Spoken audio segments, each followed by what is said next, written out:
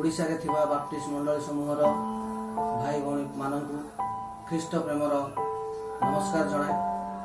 मु आशा करे और प्रार्थना करे आम मैंने समस्ते भलरे अच्छु सुस्थ अच्छु। गत रविवार जो भाव में आम मैंने देखिलु ईश्वर निर्भरशीलता रखी जीवन अतिबाहित करवा जेकोसी संकट मध्य ईश्वर आम मान सहित अच्छा। आज यही रविवार दिन ठीक से प्रकार भाव में गोटे विषय वस्तु उपर आलोचना करवा जहाँ को आम मैंने समस्ते साधारण भाव में जानी अच्छु। इंग्रजी एक प्रकार कहा जाए नोइंग गॉड, नोइंग क्राइस्ट, ईश्वर को जानिबा, यीशु को जानिबा। से विषय आम मैंने फिलिपियो 3 अध्याय 10 पद देखा। किंतु आसु ता करू आम मैंने निज निज को प्रभु को हस्त समर्पण करवा एवं प्रार्थना करवा। आम मान अत्यंत दयालु प्रेम स्वर्गवासी पिता धन्यवाद प्रशंसा स्तुति करुअछु प्रभु। आम मान को एक सप्ताह सुंदर भाव सुरक्षित भाव रखिअछ। आज आउ थे से पवित्र दिन देखापी साहाय्य कल। जदि आम मैंने सामूहिक भाव एकत्रीकरण हो गिर्जा प्रार्थना सहभागी हो पारना, किंतु प्रभु आम धन्यवाद देवछु आम व्यक्तिगत जीवन में पारिवारिक जीवन में प्रभु तुम्हें गौरव पाओछ। धन्यवाद देवछु प्रभु आम मान को एपर्यंत सुरक्षित रखिछ ये बड़ संकट मध्य महामारी मध्य एवं आम विश्वास प्रभु जुग शेष पर्यंत जो प्रतिज्ञा प्रभु तुम्हें कर आम सहित से विश्वास आम मैंने आउ थे निज समर्पण करुच्छू। पिता तुम आम सहित रुह और आशीर्वाद कर। आज जो वाक्य देखापी जाऊँ ता बुझा निमंते एवं आम जीवन में कार्यसाधक निमंते प्रार्थना करूँ प्रभु तुम्हें आम समस्त को कल्याण कर आशीर्वाद कर। धन्यवाद देउछु प्रार्थना शुणियाछ उत्तर देइछ। धन्यवाद सह समस्त प्रार्थना यीशु पवित्र नाम रे मागुछु आमेन। 3 अध्याय फिलिपियो 3 अध्याय 10 पद जहाँकि मुझे आपण मान निमंते पढ़ी देवाई चाहे। जहाँ पाखे बाइबल अच्छी मो सहित खुली पारती, जहाँ पाखे बाइबल ना मन दे शुणवे। जेपरी मु ताहांको पुनरुत्थान शक्ति और ताहांको मृत्यु भोगरे ताहांको तुल्य होई ताहांको दुख भोगर सहभागिता ज्ञात हुए। मु जो शब्द बा गोटे खंड वाक्य को पसंद करियछि ए दिन मानक आम ए विषय नहीं आलोचना करवा ताहा होछि नोइंग गॉड, ईश्वर को जानिबा। ईश्वर को जानिबा विषय विभिन्न प्रकार भाव विभिन्न लेखक तर्जमाकारी बाइबल रो विशेषज्ञ बही मान द्वारा से बहुत प्रकार भाव व्याख्या करिसंती। किंतु मु जतबेले पाउल जीवनी यीशु को जानिबा विषय रे मु पढ़ुथली आ विषय को नहीं मु बहुत प्रकार भाव आलोचना करियछि, व्यक्तिगत अध्ययन करियछि, बाइबल अध्ययन करियछि।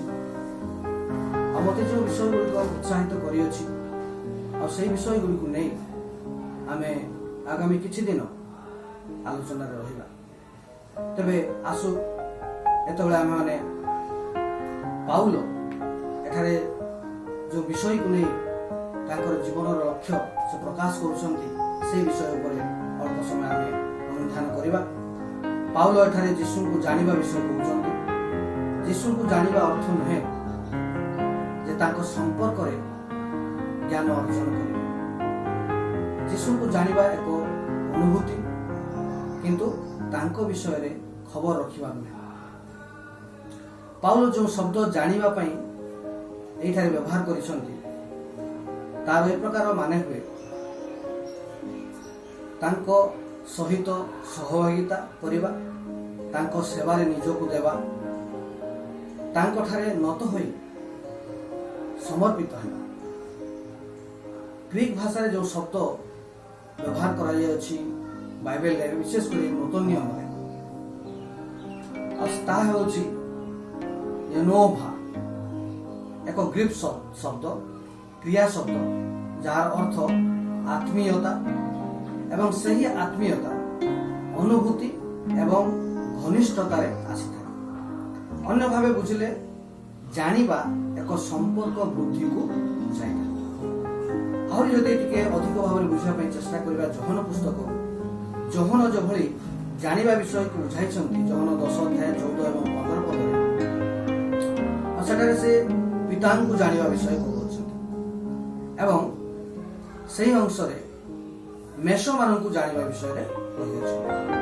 ଯୀଶୁ କହୁଛନ୍ତି, ମୁଁ ମେଷଗୁଡ଼ିକୁ ଜାଣେ, ଯେଉଁଥିରେ ପ୍ରେମର ପୂର୍ଣ୍ଣତା ରହିଅଛି। ପାଉଲ ଏବଂ ଯୋହନଙ୍କ ଦ୍ୱାରା ବୁଝାଯାଏ ଯେ ଜାଣିବା ଦ୍ୱାରା ଯେଉଁ ଜ୍ଞାନ ଓ ଅନୁଭୂତି ମିଳେ ତାହା ଏକ ଘନିଷ୍ଠ ପ୍ରେମର ସମ୍ପର୍କ, ଅର୍ଥାତ୍ ଈଶ୍ୱରଙ୍କ ସହିତ ଘନିଷ୍ଠତା। ପାଉଲ ଏଠାରେ ପ୍ରାର୍ଥନା କରୁଛନ୍ତି ଯେପରି ମଣ୍ଡଳୀ ଈଶ୍ୱରଙ୍କ ଜ୍ଞାନରେ ବୃଦ୍ଧି ପାଏ, ଯେପରି ମଣ୍ଡଳୀ ଏକ ପରିବର୍ତ୍ତିତ ଜୀବନ ଅତିବାହିତ କରେ। ଈଶ୍ୱରଙ୍କୁ ଗଭୀର ଭାବରେ ଜାଣିବା ଆମକୁ ଏକ ବିଶ୍ୱସ୍ତତାର ଜୀବନ ଦେବ, ଆଉ ଏହି ବିଶ୍ୱସ୍ତତା ସାହାଯ୍ୟ କରେ ଈଶ୍ୱରଙ୍କ ସହିତ ଗଭୀର ସମ୍ପର୍କ ସ୍ଥାପନ କରିବା। ଏହି ପ୍ରକାର ଜୀବନ ଆମମାନଙ୍କୁ ଶିଖାଏ ଧୈର୍ଯ୍ୟ ଏବଂ ସହନଶୀଳତା। ଏହି କରୋନା ଭଳି ଏକ ସଙ୍କଟମୟ ପରିସ୍ଥିତିରେ ଧୈର୍ଯ୍ୟଶୀଳତା ଓ ଦୀର୍ଘ ସହିଷ୍ଣୁତା ବାଞ୍ଛନୀୟ। ଈଶ୍ୱରଙ୍କୁ ଜାଣିବା ଏବଂ ଈଶ୍ୱରଙ୍କ ଦ୍ୱାରା ଜାଣିବା, ଏହା ହେଉଛି ଈଶ୍ୱରଙ୍କର ହୃଦୟର ଇଚ୍ଛା ଯେ ଆମେମାନେ ଈଶ୍ୱରଙ୍କୁ ଜାଣୁ। ଆସନ୍ତୁ ଦେଖିବା ପାଉଲ କି ବିଷୟରେ ଜାଣିବାକୁ ଚାହୁଁଛନ୍ତି। ପାଉଲ ଏହି 10 ପଦରେ, ଫିଲିପିୟ 3 ଅଧ୍ୟାୟ 10 ପଦରେ 3ଟି ବିଷୟରେ ଜାଣିବାକୁ ଚାହୁଁଛନ୍ତି। ପ୍ରଥମ ବିଷୟ, ପୁନରୁତ୍ଥାନର ଶକ୍ତିକୁ ସେ ଜାଣିବା ପାଇଁ ଚାହୁଁଛନ୍ତି।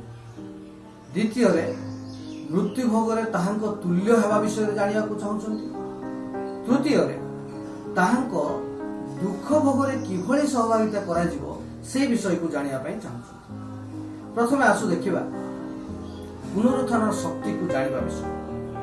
ଯୀଶୁଙ୍କୁ ଗ୍ରହଣ କରିବା ପରେ ପାଉଲ ଧୀରେ ଧୀରେ ସେହି ଶକ୍ତିକୁ ଗ୍ରହଣ କରିବାକୁ ଶିକ୍ଷା କରୁଛନ୍ତି। ସେ ଅନୁଭବ କଲେ ଯେ ସେହି ଶକ୍ତି ତାଙ୍କୁ ଏହି ପୃଥିବୀର ସମସ୍ତ ପ୍ରକାର ପ୍ରଲୋଭନ, ସମସ୍ୟା, ଶାରୀରିକ ଅଭିଳାଷାରୁ ମୁକ୍ତ କଲା।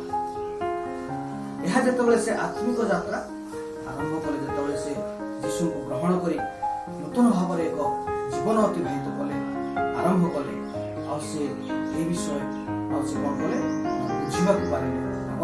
ତାଙ୍କର ଅନୁଭବ ହେଲା, ପାଉଲ ଠାରେ ଅନୁଭବ କଲେ ଫିଜିକାଲ ଡିଷ୍ଟାନ୍ସିଂ, ଅର୍ଥାତ୍ ଜାଗତିକତାରୁ ଦୂରେଇ ରହିବା।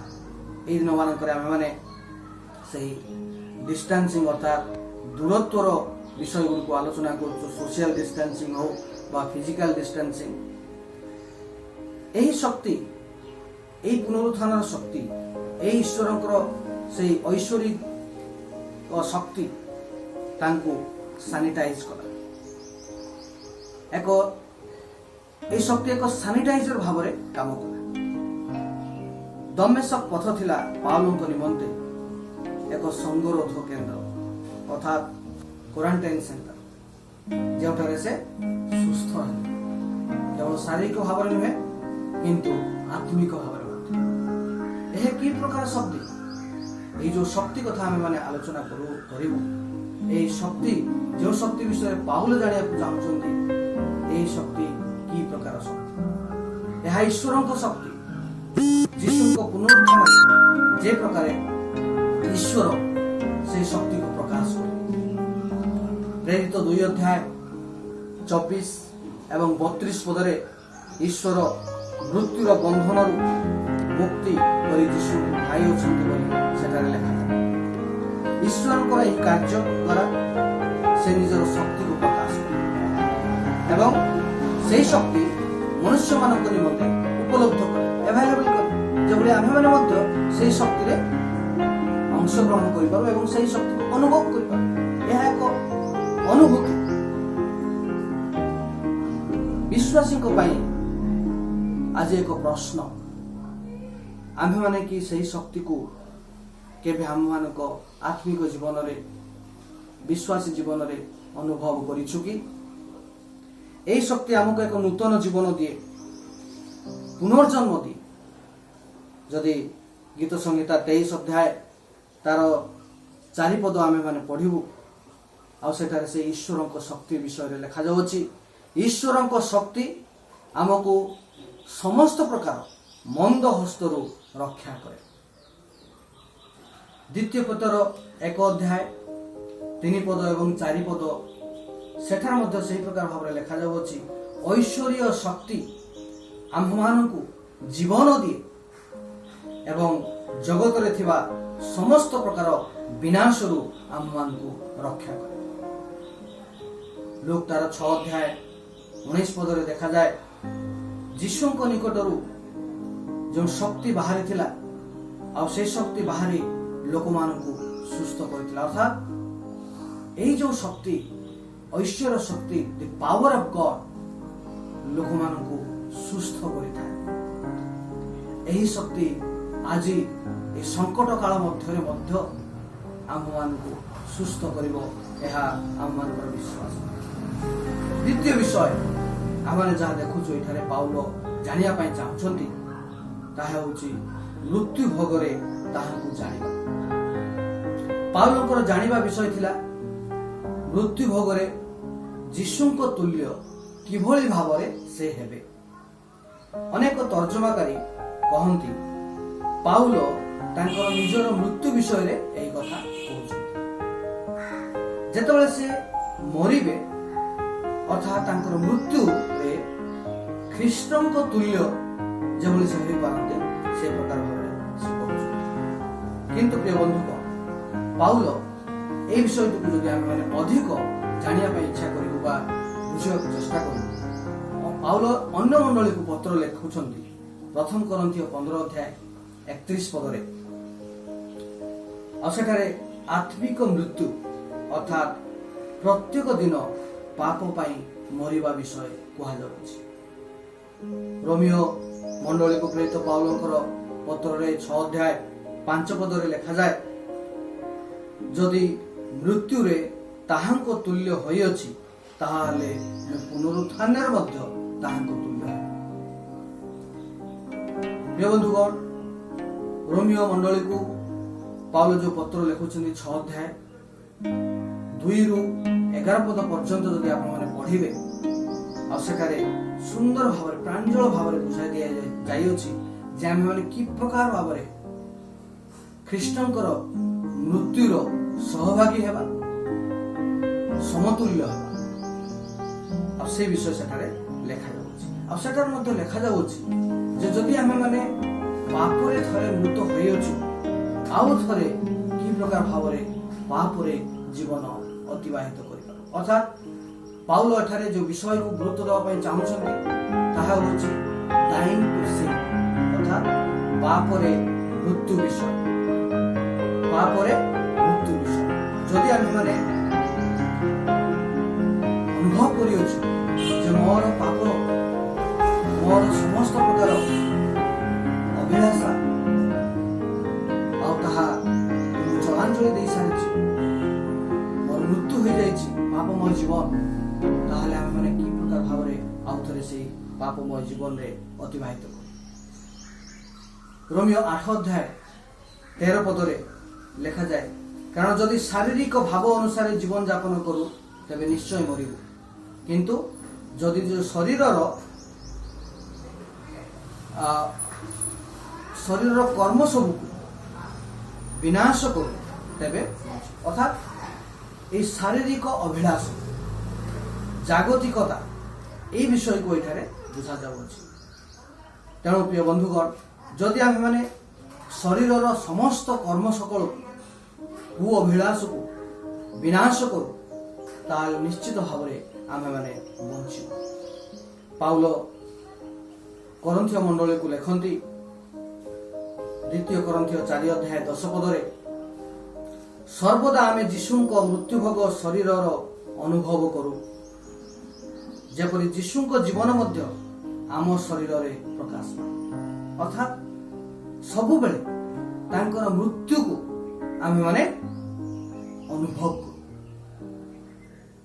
आ जे प्रकार भावरे आमे मृत्यु को अनुभव करूछु ठीक से प्रकार भावरे आम मानक शरीर रे तांकर जीवन से मुहूर्त रे आम मानक जीवन द्वारा प्रकाश पाए अर्थात जीशुंक मृत्यु को जानिबा माने अनुभव करिबा।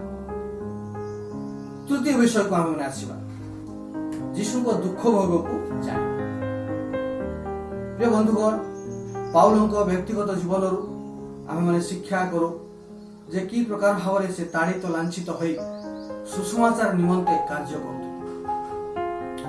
केवल पाउलंक जीवन नुहे जीशुंकर शिष्य मानक जीवन जदि आमे देखू आ से समस्ते ताड़ित लांछित होइथिले आ एक प्रकार भावरे दुख कष्ट मध्य दे जीवन यापन करथि सुसमाचार निमंते ईश्वरंकर सेवा कार्य करबा निमंते।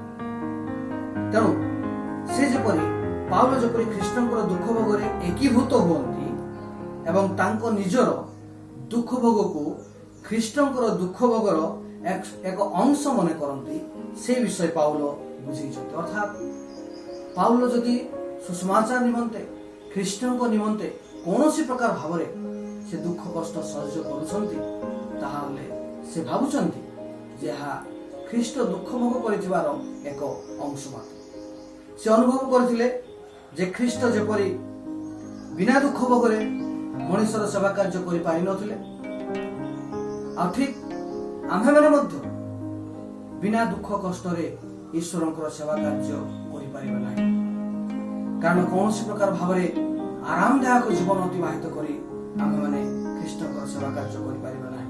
आम मानको दुख कष्ट उठेबा पई पड़िबो जदि आमे माने सुसमाचार सेवा करू जदि आमे मंडलीर सेवा करू। कलसियो 1 अध्याय 24 पदरे लिखा जाए पाउल लिखुचंती मंडली निमंते जो दुख करे सेतरे से आनंद कर।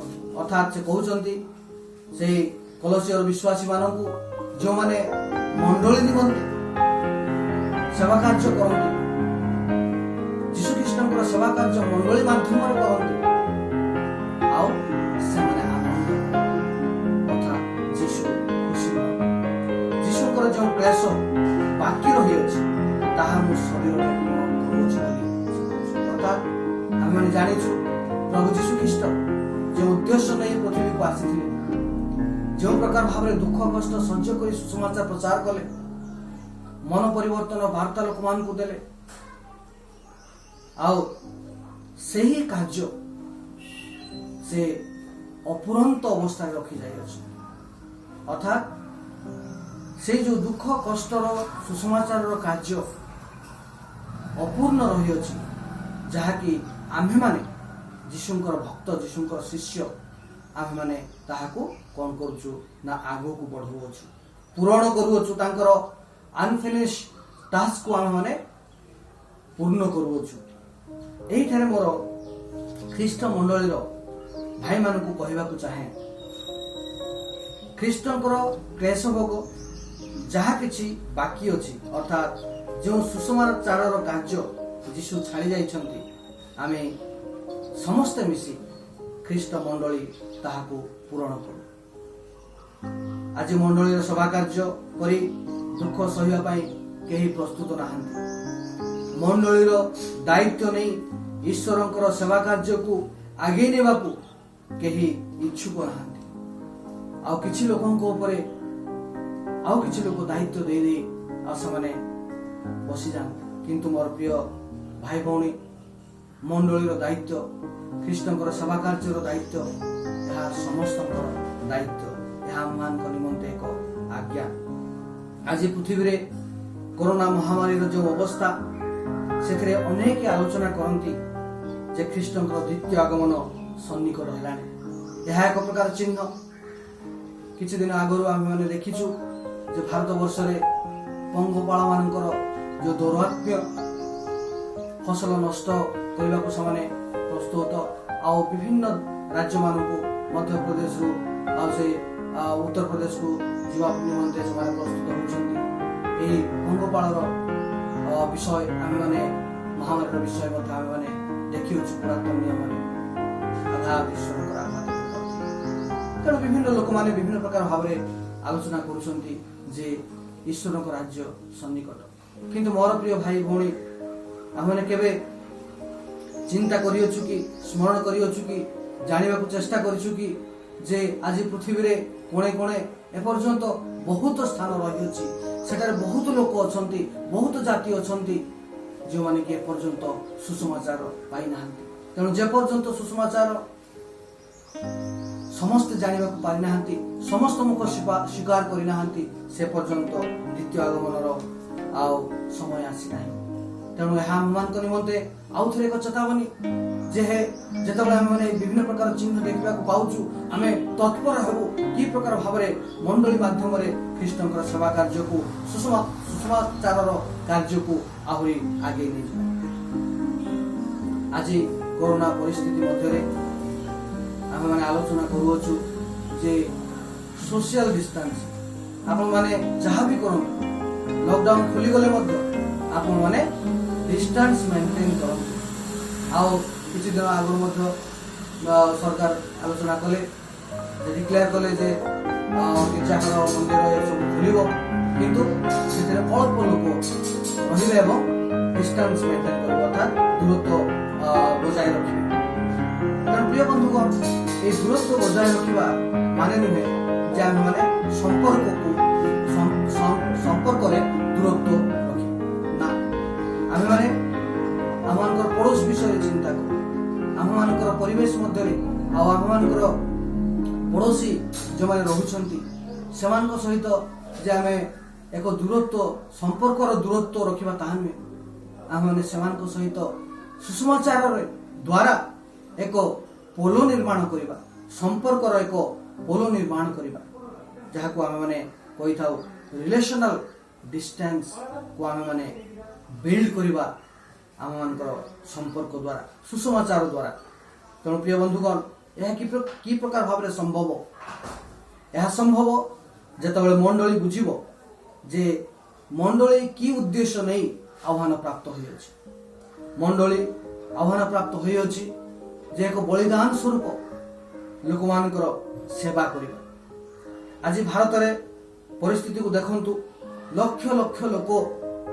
विभिन्न राज्य मानकर विभिन्न राज्य को यात्रा पथरे अछंती बस द्वारा जाउछंती चाली चली जाउछंती कि कर्म दृश्य जेतबेला आमे रास्ता को बाहरिबो ताहा देखि पारुछु आ जेतबेला आमे टीवी खोलुछु सेतबेला देखि पारुछु समानकर खाइबार अभाव रही अछि पिंदिबार अभाव रही अछि घरर अभाव रही अछि वासस्थानर अभाव रही अछि ए प्रकार विभिन्न प्रकार समस्या मध्य दे से माने यात्रा करूछु किंतु यीशु आमनको एई शिक्षा दियंती मु जे भली तुम मान को प्रेम करी अछि तुमे माने मध्य परस्पर को से प्रकार तो एई सेवा कार्य को हम माने हम मान को प्रेम द्वारा प्रकाश करबा मंडलीर सेवा कार्य सुसमाचार सेवा कार्य को हम माने हम मान को प्रेम द्वारा प्रकाश करबा गलातिया 6 अध्याय 2 पद लिखा जो अछि पाउलो लिखुछंती तुमे माने परस्परर भार को वहन कर यह हम मान को निमंते एक आदेश परस्परर बोझ नेबा परस्परर भार नेबा बंधुगण आज जो संकट मध्य अच्छा आम मैंने कि प्रकार भाव साहाय्य करूँ जहाँ द्वारा आम बुझीपार ख्रीष्ट आम केते दुख कष्ट सहन आम बचाई से तुम मैंने प्रिय बंधुगण आम मैंने मंडल मध्यम जे प्रकार भाव आम मैंने ख्रीष्टर सेवा कार्य को आगे नहीं जावा आम मान प्रेम द्वारा शेष यही प्रश्न आम निजक पचारिबा पाउलो तांकर जीवनर सबुठु बड़ लक्ष्य थिला जे यीशु को ईश्वर को से की प्रकार भाव आहुरी बेसी करी जानी पार तेणु आम देखिलु जे जानिबा विषय केवल एक खबर नुहे खबर रखिबा नुहे मुझे कहूँ यीशु को जानी यीशु को विषय जानी उचित हम ना मुझे कह यीशु को ग्रहण करिछि यीशु को पाप क्षमा विषय में अनुभव करिछि ताहाले ताहा एक गभीर निबिड़ संपर्क। तेणु प्रिय बंधुगण आम निजक प्रश्न पचारू डू वी नो क्राइस्ट आम माने कि प्रभु यीशु कृष्ण को जानी अछु कृष्ण को जानी छु कि ईश्वर को जानी छु कि आम कि अनुभव करिछु तांकर दुख भोग तांकर मृत्यु भोग तांकर पुनरुत्थान से शक्ति व्यक्तिगत जीवन में अनुभव करिछु कि जदि अनुभव करिना ताले आसु तांकर दुख भोग मृत्यु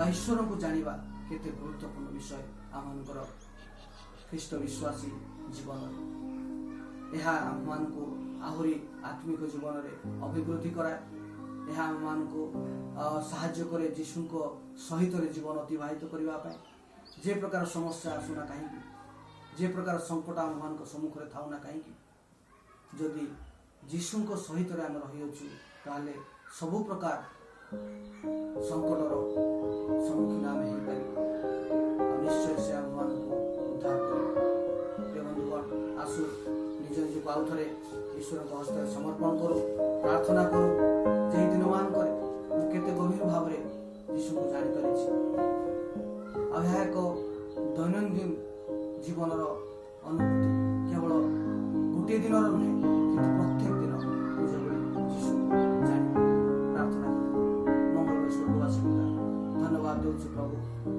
आम सहित वाक्य आलोचना रही प्रभु आम मान को तुम्हें पावलकर से जीवन बुझापी साहाय्य कल प्रभु ये आम मैंने प्रार्थना करुचु जदि आम मान कौन दुर्बलता कौन प्रकार आम मान आबिलता जदि आम जहाँकि प्रभु जीशु तुम सहित संपर्क अतिबाहित करने आम बाधा देउछि ये प्रार्थना करुचु से प्रकार समस्त विषय आम दूर कर तुम सहित जीवन अतिबाहित करने प्रभु तुम सहित एक घनिष्ठ संपर्क स्थापन करने तुमको आम अधिक अधिक भाव जाना चाहूँ से मृत्यु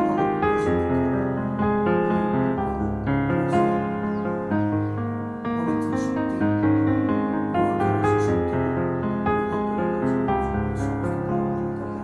आगामी दिन मान करे प्रभु ये घड़ी मुहूर्त जब प्रभु तुम्हारे ऊपर निर्भर कर जीवन अतिबाहित करूँ से प्रकार समस्त धन्यवाद दूँ आम समस्त प्रार्थना शुणीच और उत्तर दिए धन्यवाद सह ये समस्त प्रार्थना